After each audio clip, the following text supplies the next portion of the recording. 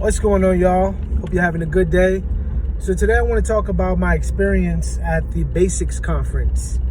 The Basics Conference is a conference held in Ohio at Alistair Begg's church, Parkside Church. That was my first time at this conference. I was invited.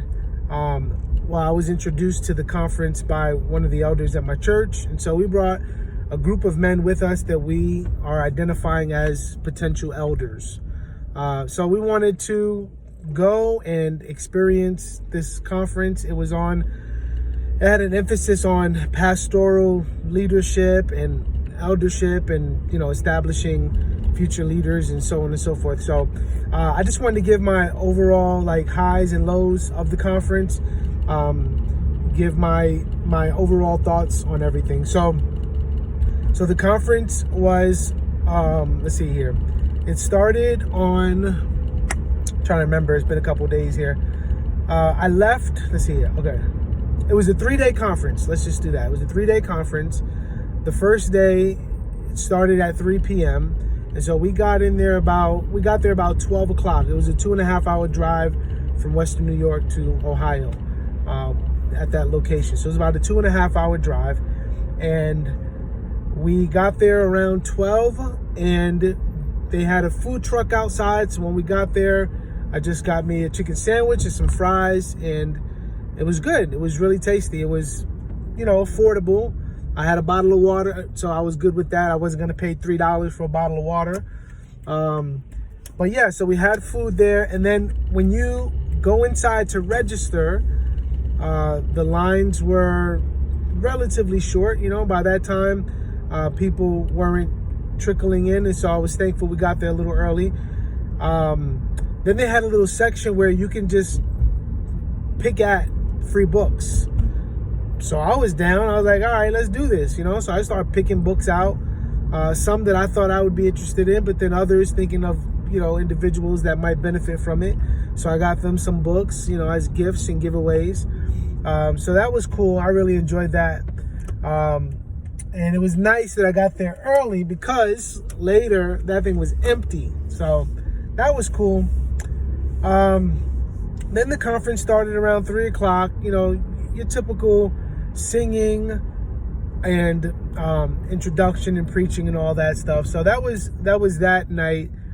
And then later that evening, went to the hotel, had a great experience there.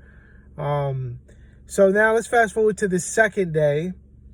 The second day, again, kind of the same motif. They have in this case, they had breakfast prepared for you. And so that was nice. So I actually ate breakfast at the hotel at 6 o'clock. And then about 8:30, I ate breakfast again at the conference. So double dipped, and that was cool. I enjoyed that. And then they had a really nice bookstore. A really nice bookstore at the conference. So I helped myself to some books within the span of 3 days, and that was great. Really enjoyed that. Some really good selections. They had Banner of Truth there. They had Reformed Heritage Press there. They had Lexham Press there. They had I'm trying to think who else was there. Yeah, just different distributors were there, and that was nice. I got some really good works there.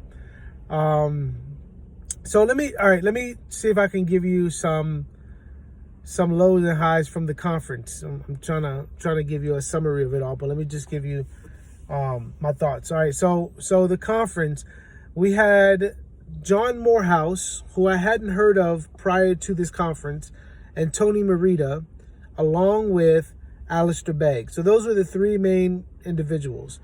I thought that everyone did a fantastic job. It was really encouraging. John Woodhouse did his emphasis on the conference was preaching from the Old Testament, and he spent a lot of time in he spent all his time in 2 Kings.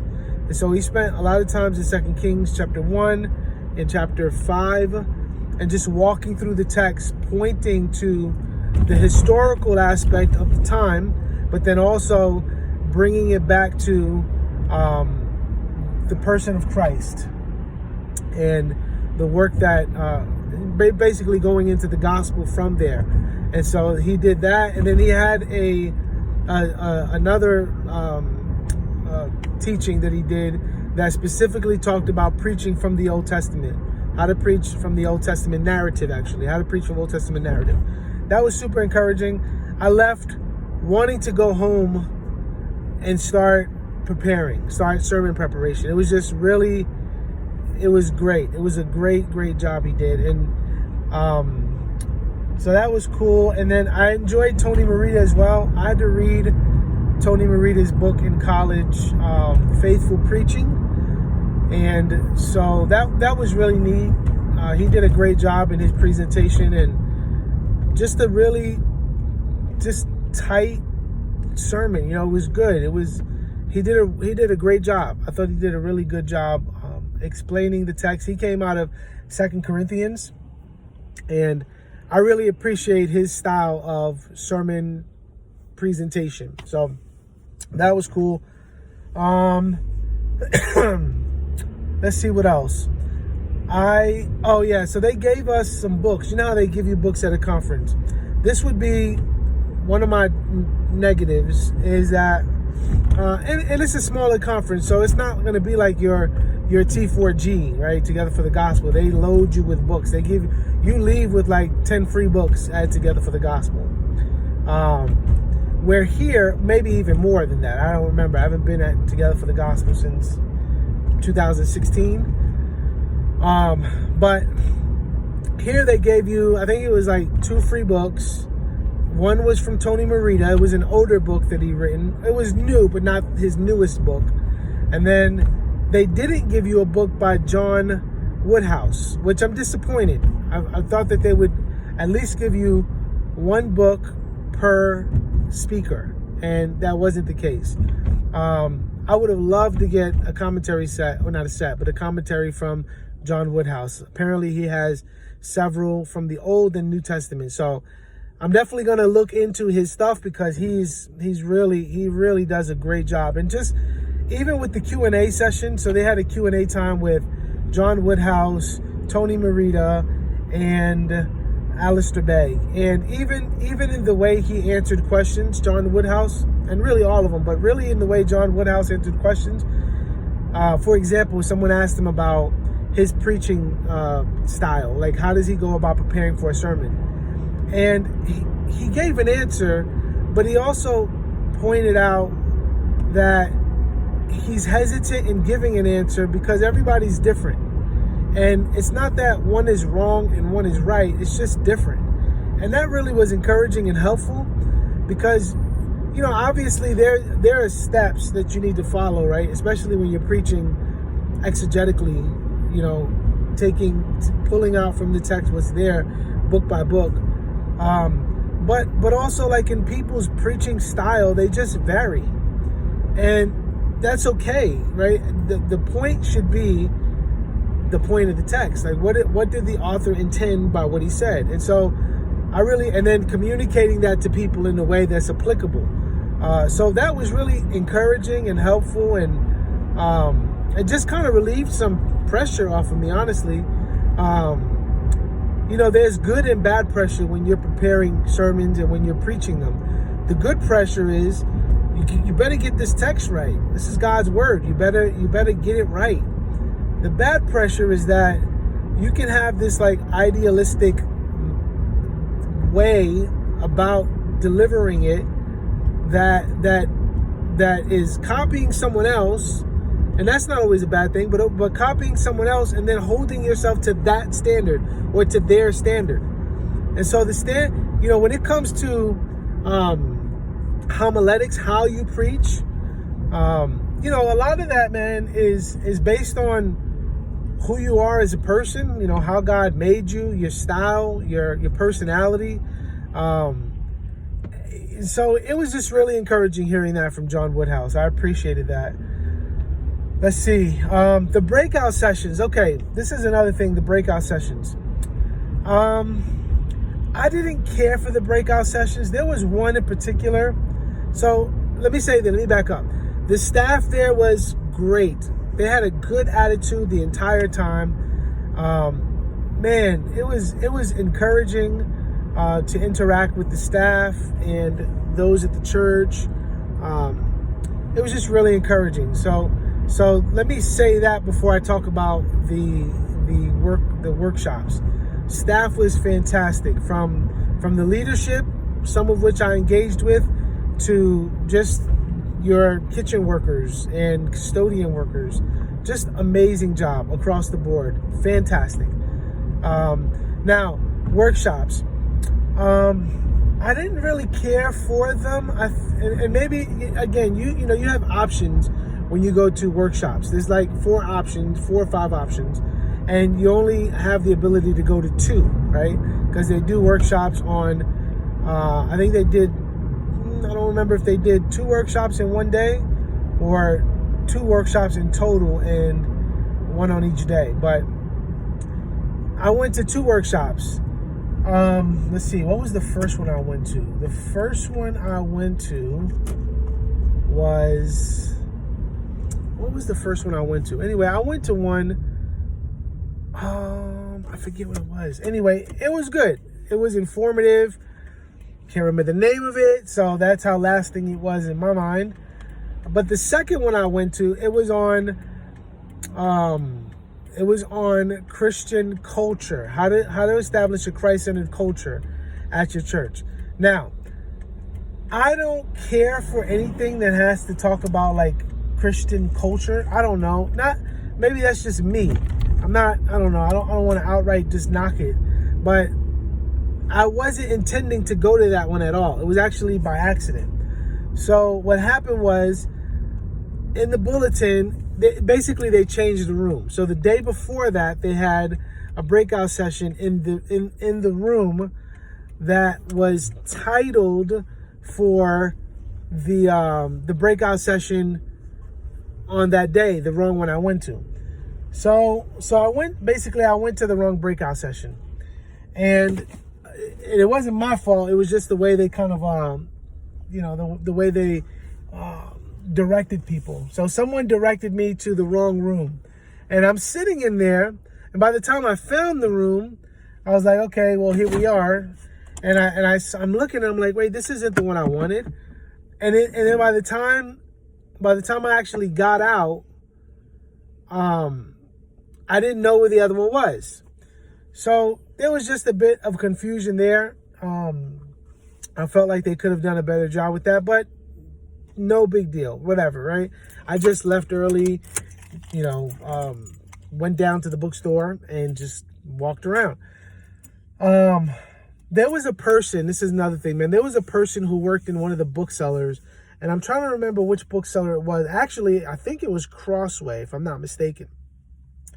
And I don't know if he was employed by Crossway, whatever.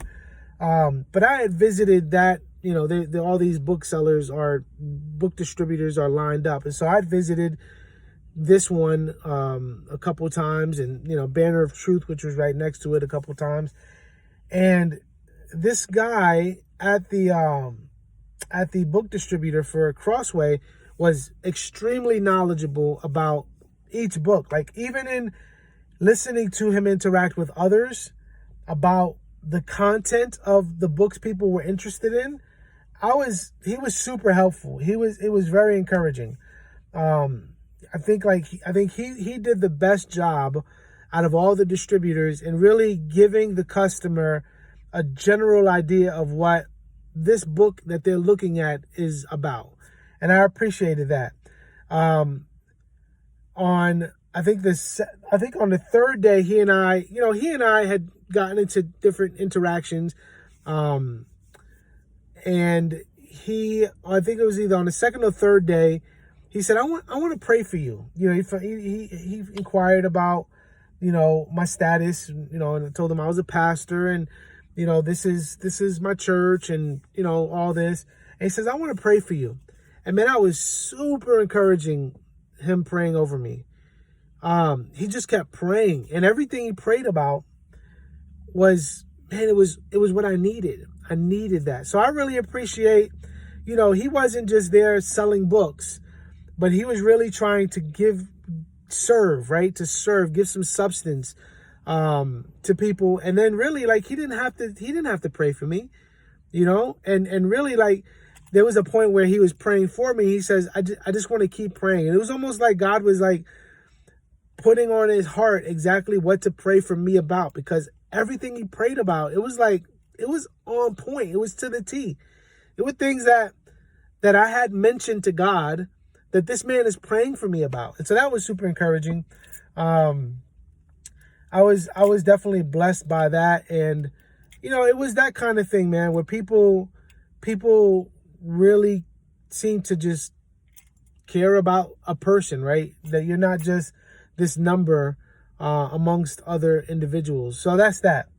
Let me say one more thing I learned, and then I'll talk about whether or not you should consider going to next year's Basics Conference at Alistair Begg's church. All right. The other thing is that I thought I interacted with Alistair Begg, and I really appreciated his humility, but also he's a very funny man, right? He has a sense of humor, and I really appreciated that about him. He's a big name preacher, right? He would fall under the category of Big Eva, and yet he had this sense of humility about him and realness. And he didn't act like a celebrity preacher, right? Even in his question and answer time, just being honest about his own weaknesses and just different things like that. It was really encouraging. Very good, very good, very good. There was something else I wanted to say, but we'll leave it at that. Okay, so would I recommend you go to this conference? Yes, with the caveat. So I would say yes if you're close enough to, I would say, within a 5-hour radius. I would say that, yeah, it's worth it. It's worth going. I met a lot of people from Texas and just different parts of the state. And I don't know, California, I don't know if I would travel cross country to come to this event. That's just me. That's a personality thing, maybe. I just don't know if I would do that. I would travel cross country to go to the Ligonier Conference or go to the Grace Conference, the Shepherd's Conference. I would do that because those are bigger. I would even travel to go to Together for the Gospel if I was with some brothers, some more people. Only because you're gonna really get to bang for buck for your bang or bang for your buck, or however that goes. So for those reasons, I would do that. But hey, the thing is this: if you find value in a conference and you think that it's worth going to, then that's relative to what you think is best, right? So let me say this too, a lesson that I learned, and then I'm going to stop here. One of the things God used this conference to remind me of was, and this is just silly, but it really spoke to me, man, was we tend to think of the Christian life as just ourselves, or let me just say me, right? It's like, this is me and my walk with the Lord, or this is my family, or these are those that come to my church, and all those things, right? It's really self-centered in a lot of ways. And one of the things I was reminded of is that, man, there's so many people out there that when you look and see all these people at this conference, you see, man, like God is providentially working in the lives of all these people. And I saw that in action, man. We were having conversations. So the people that I came to the conference with would sit down at a table, and someone would say, "Hey, can I sit here?" And they would sit there, and we get talking. And then you just see these connections. Like there was a man he came with two young men from his church, and he's a pastor of a small church, and he wanted these two men. He recognized these two men as potential elders, right? So he was kind of bringing them to this conference for training and for just exposure and the bookstore and all these things, right? But he was saddened because he recognized that they had a calling on their lives, and they were probably at some point going to be leaving the church to go somewhere else. And that saddened him, but he was also encouraged. So we get talking, and in the midst of our conversation, he talks about him and his daughter having gone to India on a mission trip. So one of the men with me asked, what took you to India? And they start talking, and come to find out his daughter wants to be a missionary in India, and found out that there were some things that if she went just as a missionary, she would have to renew her visa every year. But if she went as a teacher or a physician or something else, then she could stay there permanently, right? And then teach the Bible and things like that. So what his daughter wanted to go as was like a midwife. And one of the guys we brought with us, it was just crazy how in God's providence it worked out. To summarize it, one of the guys that we came with knew someone that was close enough to give his daughter the training she needed for midwife, to become a midwife. And it was just like, it was all God. Like, that guy didn't have to sit at our table. We didn't have to engage him to talk about what his, plans for his daughters were. And it was just awesome.